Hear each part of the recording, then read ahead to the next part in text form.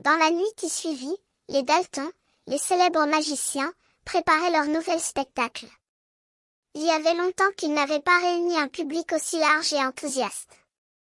Les murs de leur salle de spectacle, somptueusement décorés, semblaient vibrer d'excitation. Les Dalton, en tenue noire, s'activaient dans les coulisses, vérifiant les derniers détails de leur numéro. Soudain, le grand nain, le plus âgé des frères, apparut sur scène, entouré d'une aura de mystère. Il s'approcha du micro et lança un regard mystérieux à la foule. « Nous allons faire disparaître les pénitenciers, déclara-t-il, sa voix grave et profonde. La salle fut prise d'un énorme tapage de rires et de murmures. Les spectateurs secouaient la tête, incrédules. « C'est impossible, criaient-ils. Mais les Dalton ne se laissaient pas démonter. Le grand nain tourna son attention vers un petit chien qui se tenait à ses côtés. « Il est stupide, mais il est le témoin de nos pouvoirs, expliqua-t-il, en caressant l'animal. » Soudain, les lumières de la salle s'assombrirent et le public fut plongé dans une ambiance sombre.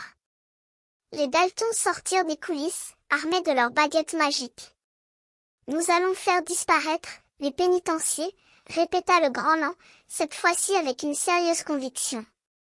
La magie commença. Les Dalton commencèrent à faire des gestes mystérieux, leurs baguettes dansant dans les airs. Les spectateurs échangeaient des regards étonnés. Les Dalton semblaient faire réellement disparaître les pénitenciers, comme par magie.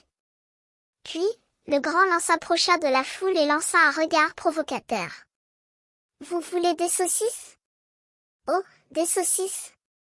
Les spectateurs éclatèrent de rire.